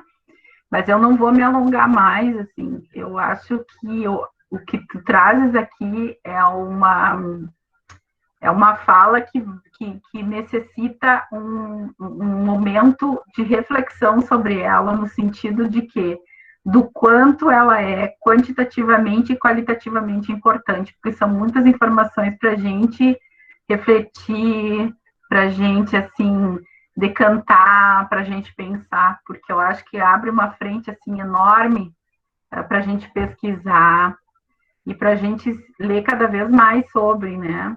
Só as definições sobre o nome do que é THC, ou todos os nomes que ela pode ser designada, já dá alguma coisa. Não seria diferente, né? Porque até a própria escrita do nome do Vygotsky dá o que a gente pensar. E não seria diferente com o próprio nome, que ele é o principal representante. Eu concordo contigo, tá? Então, já tem uma questão aqui no nosso chat. Eu já vou passar direto para as questões, até porque também a gente está com um horário bastante avançado aqui, que é a da Thelma Heloísa. A Thelma Heloísa é uma das nossas alunas, né? Foi egressa do nosso curso. Hoje ela já é uma aluna formada e também uma professora de educação especial. E ela está te perguntando assim: a THC supera uma teoria de cunho hegemônico, cultural, ou podemos considerar uma ideologia hegemônica? Isso é interessante. E as pessoas que quiserem, por favor, vão colocando essas questões no chat. E a gente vai dar uma tolerância, assim, de mais uns 15 minutinhos, porque a Adri também deve estar cansada, e eu acho que todos mais. Atentem que também está o formulário para assinatura de presenças aí no chat também. Então, por favor, Adri. Agora eu olhei o tempo, desculpa por eu ter falado bem mais do que... Eu tentei organizar apontamentos para ser objetiva, mas eu começo a falar, não sei se vocês veem a minha empolgação ao falar, eu sou uma estudante encantada. Então, eu gosto muito de estudar e acho que posso ter confundido vocês com um monte de informação, mas assim, é uma construção que, sei lá, quando eu fui organizando essa fala, eu fui pensando em como me clarei o cenário, né? E quando você faz a pergunta como eu esqueci o nome, Thelma Heloísa. Sobre o cunho hegemônico, eu acho que uma característica, né, da teoria histórico-cultural tem a ver também com cultura, né? Daí eu não sei nunca tinha parado para pensar sobre isso, mas eu acho que não tem uma questão de uma ideologia hegemônica, não. E a teoria histórico-cultural se propõe, inclusive, né, se você vai para os princípios, você vai ter que olhar os fenômenos a partir daquela cultura, entender aquela cultura, as coisas como produções históricas de um povo. Não sei, eu nunca tinha pensado sobre ideologia hegemônica, não. Se você quiser falar mais sobre, a gente pode tentar pensar junto. Eu acho que eu não tenho uma resposta, mas a minha primeira impressão é que até o nome, né, teoria histórico-cultural, qualquer fenômeno, objeto, o que a gente for pensar, né, a partir das lentes dessa teoria, a gente precisa considerar a especificidade dos sujeitos, dos tempos históricos, e eu acho que inclusive ela é contraditória a um olhar assim hegemônico. Talvez ela tenha, não sei se pode pensar hegemônica em termos de produção, não sei. Se você quiser falar mais, conversar com a gente sobre isso, eu acho legal. Talvez a ideia de hegemonia vá bem na contramão do que a gente tende, porque se fosse uma questão hegemônica, não pensaria a questão histórico-cultural como um dos princípios básicos da própria teoria, né? Que as coisas se dão dentro de uma realidade concreta, como dizia o Marx, né? Eu estava pensando na tua tese de doutorado, né? Que eu li tua tese, Então, das tuas angústias, né, Adri, naquele processo todo ali, né? Porque essa ideia tão, vamos dizer assim, de uma inclusão total, de um processo total que a gente vê aqui no Brasil, né, que na verdade não vê, mas que foi uma política que acaba operando para que as coisas fossem assim, que na verdade a gente sabe que não foram assim, né? E isso está na nossa formação inicial do curso também, essa ideia de que é possível, é para todos e todas, né? E a gente tem que, como um elemento de busca e de procura e de luta, sim, mas a gente sabe que o Brasil é um país de condições concretas completamente desiguais, né? Eu tenho muita simpatia pelas discussões que a Rosalba Garcia propõe dentro da política, dentro das questões de educação especial, pela própria questão do marxismo que está ali, né? E se a gente for olhar para dentro da exclusão, dentro de uma sociedade excludente, a gente sabe que é algo, né, para a gente ficar pensando, né? Mas é por isso, Fábio, que a gente não, que quando se pensa uma análise que esteja histórico, cultural, dialética, a gente não vai poder olhar um fenômeno sem entender essa complexidade dele. Então, não dá para entender a escola inclusiva olhando só para a política e achando que a política vai fazer ela ser realidade. As contradições são muitas, né? Na própria ação da escola, como se a escola fosse um ente etéreo de uma sociedade que é dividida em classes, desigual, né? Então, as contradições da sociedade estão na escola também. A sociedade, uma sociedade mais inclusiva tem uma escola mais inclusiva. É claro que a gente pode pensar que uma escola que se propõe inclusiva tende a construir uma sociedade mais inclusiva, mas não é uma que transforma a outra, né? É uma transformação que vai acontecendo, e a transformação da cultura. A cultura, e a ideia de cultura, o Michael Cole tem essa ideia do Weaving Together, que é da trama. Também é o Michael Cole é um pesquisador vigotskiano, está bem velhinho, tem uma produção larga, e ele é uma das figuras que é difícil de dizer onde ele se situa. Assim, ele foi orientador do Engstrom, que é notadamente da teoria da atividade, mas também trabalha com autores que vão para uma perspectiva mais sociocultural, enfim, e ele trabalha com... Ele tem um texto dele que tem essa metáfora da cultura como entrelaçamento. Como assim? A gente também é a cultura. A gente é as tramas que tramam a cultura. Então, ao mesmo tempo que eu tramo a cultura, eu sou tramado por ela. Exato. Então, a gente vai transformando a cultura, mas é transformado por ela. Então, não é qualquer transformação é possível a qualquer tempo. Do homem e da natureza.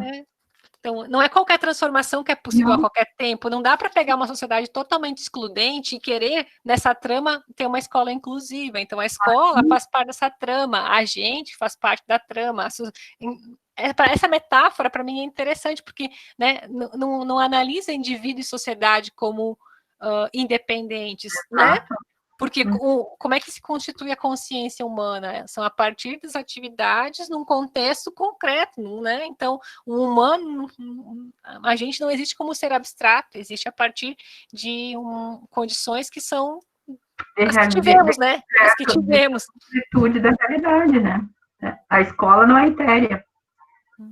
Mas alguma questão mais, pessoal?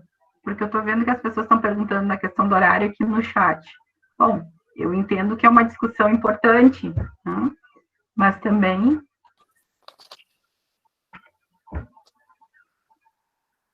Então, alguém tem uma questão, por gentileza, faça a sua questão. Deve ser as meninas que estão no e-mail do grupo. Eu acho que eu buguei a cabeça das pessoas. Tomara que ninguém queira abandonar a teoria. Quem quer perguntar? E nessa questão, nessa última questão aqui, vamos encerrando, então. Tá, eu acho que... Não sei quem é que disse que tinha para perguntar aqui. Oi, é a Grazi. Oi, Grazi. Então, pergunta. Não consigo abrir minha câmera, mas, assim, queria perguntar para a professora Adri, que leitura ela indicaria para nós, estudantes que estamos começando na área e interessadas na teoria histórico-cultural, né, compreendendo que é um estudo bastante denso, bastante difícil. Eu já tive a oportunidade de fazer a leitura do tomo 5 com a prof. Fabiane Costas, mas não é uma coisa muito fácil. Mas eu queria uma dica, assim, olha, que fosse o ponto de partida para as pessoas que estão nos assistindo hoje e talvez quisessem buscar iniciar. O que tu indicaria para nós? Eu estou pensando os textos da Ana Padilha, que escreve de um jeito tão interessante, né? A Ana Padilha, a própria, que eu citei um texto da Débora da Inês, acho que fez doutorado com a Ana Smolka, e ela tem uma escrita clara, assim, do Vygotsky. A Ana Padilha, ela tem... como é que é o nome daquele livro? Ai, meu Deus. Ela tem um livro ela é psicóloga e atendia a uma adolescente com deficiência intelectual. Eu sempre cito esse livro, sempre esqueço o nome dele. Mas procurem coisas da Ana Padilha, ela tem textos muito bons sobre formação de conceitos, e assim, ela é uma autora com uma trajetória bem extensa, e acho que ajuda a entender. Essa abordagem que eu falei das perspectivas de interpretação do Vygotsky no Brasil, acho que os textos do Harry Daniels ajudam, só não vão para o Vygotsky, uma introdução a Vygotsky, que eu, quando vi aquele livro, uma introdução a Vygotsky, achei, bom, é por isso que eu começo, é o texto mais fácil. Não, é um livro bem difícil, que ele reúne autores de diferentes perspectivas, mas aquele Vygotsky, a pedagogia, e Vygotsky, a pesquisa, são textos que têm um caráter mais introdutório. Não sei se não dá para dizer que são simples, acho que não são simples, mas eles dão um bom panorama das pesquisas sobre Vygotsky no exterior, assim. Estou pensando outros. A Sueli Fidalgo, que é uma professora da Unifespa, tem uma produção interessante também. E acessível. Tem muita gente, muita gente. Isso que eu estou falando. Eu tenho que fazer esse levantamento. Elas lerem comentadores, né, Adri? Eu falo isso muito em aulas, em que a gente tem que tentar ler o máximo possível dos textos originais, né? Mas eu acho que sim, algumas, a questão da graduação, a gente sabe que alguns textos realmente são densos, né? Bom, alguns a gente tem que ler várias vezes e a gente está, né, estudando há algum tempo já o autor. No grupo de estudo aqui, a gente passa muito tempo com cada texto. Tem um grupo de estudo que a gente está lendo o tomo 3, está na metade dele, há 2 anos. Tá. Eu dei para contar algumas coisas que aconteceram aqui, porque senão a gente vai ficar um tempão por aqui falando sobre a questão dos estudos das obras escolhidas. Mas, Adri, a gente só tem para te agradecer, tá? Eu acho que Mari Galvão, a palestra vai ficar gravada e tem todas as indicações da Adriane na palestra. Tu vai poder acessar o vídeo da palestra, tá? Porque a gente já tem um horário bastante avançado aqui e as nossas intérpretes também precisam encerrar o trabalho delas, tá bom? Então, pode acessar assim que a gente liberar o vídeo, provavelmente na página do nosso grupo. Aí eu tenho que ver com as meninas como é que nós vamos fazer, em que espaço isso vai estar, assim como o link do evento da UFRN, né? Nós vamos publicar tudo que for necessário e pertinente ao curso na página do GPI. A nossa página do Facebook vai funcionar como um canal de comunicação. Então, vocês vão procurar lá, porque lá é que vai estar, tá? Não esqueçam de assinar o formulário aqui de presença, né? De acessar e preencher. Então, Adri, como eu estava te dizendo, só temos muito para te agradecer. Nem imagino o quanto a gente aprende, eu aprendo sempre contigo. Lembra da nossa fala lá na Unipampa, lembra que a gente falou sobre a defectologia? Tu sabe que aquilo lá virou um artigo, né? É a questão da defectologia nas políticas do MEC, na política inclusiva, aquilo virou um artigo. Fábio, a gente um dia tem que sentar e conversar, que eu tenho um monte de escrita inacabada. Alguém tem que discutir comigo para terminar essas coisas. Então, sou todo ouvido, agora sou toda tela, né? Porque agora a gente virou toda tela. Tá? Foi uma noite inenarrável, né? De tanto que a gente, assim, eu sou uma apaixonada pela teoria, Adri, por mim eu ficaria te escutando um tempão, mas a gente tem que ter um ponto e vírgula, né? Não é um ponto final, um ponto e vírgula, né? Então, eu agradeço muito, agradeço as pessoas que ficaram até agora conosco, né? A gente sabe que é um dia de trabalho. Agradeço as nossas intérpretes, meu Deus, agora me falhou, a Grace e a Renata, isso, a Grace e a Renata, que estão contribuindo conosco, né, com o seu trabalho de tradução e intérpretes, que elas são profissionais aqui da nossa CAED, né, da Comissão de Ações Afirmativas da Universidade, Núcleo de Acessibilidade. Agradecer especialmente as minhas queridas bolsistas, a Grazi, Eli, a Janessa e a Suzane, que ajudaram demais aqui, e a tia Adri, por essa partilha, né, tão afetuosa, tão competente, né, como sempre conosco, né?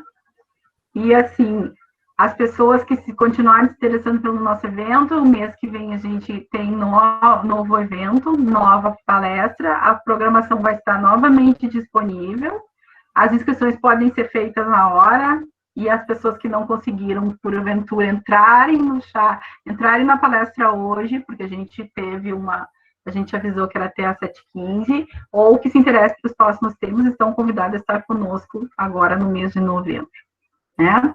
E, Adri, se a gente não se vê antes, até dezembro.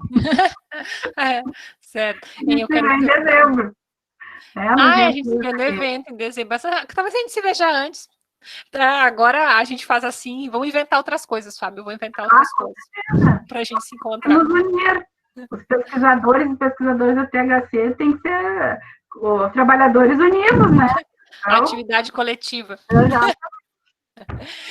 Eu queria mais uma vez agradecer, também agradecer a vocês todos. A Fábio fala esse monte de coisa de mim, mas nada teria sido possível se ela não fosse parte dessa trajetória.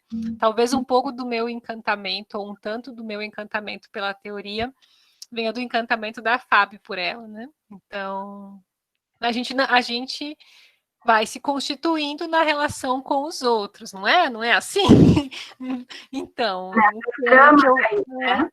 o que eu sou, eu devo muito ao trabalho com a FAB, à graduação em educação especial, aos meus estudos na UFSM, no mestrado, na especialização, na graduação. Não sei se quando eu expus isso ficou claro, assim, mas o que eu sou hoje são esses desdobramentos todos das relações que eu tive, daquilo que eu estudei, e esse foi o jeito que eu fui me constituindo. E se o que eu falei hoje contribuiu para vocês, foi ótimo. Se vocês ficaram com algumas dúvidas e quiserem entrar em contato comigo, eu acho legal, acho tão legal quando alguém também se apaixona pelo estudo, sei lá, sementes que ficam, e eu espero que vocês estudem e consigam ir muito mais longe do que eu fui, assim, tipo, acho que a ideia é essa, né, essa ideia de desdobramento, expansão, é que a gente se apoia nos estudos de quem veio antes da gente, a gente estuda o que está produzido para produzir algo diferente, também a gente não estuda o Vygotsky só para dizer o que ele disse na defectologia, a gente estuda isso para entender outros contextos, para falar outras coisas, e acho isso muito instigante, e se vocês estão interessados, acho ótimo. Eu acho que tu plantaste algumas sementes aí. Pode ter certeza. Que bom. Então, tá. Agradeço a todos. Uma boa noite, bom descanso.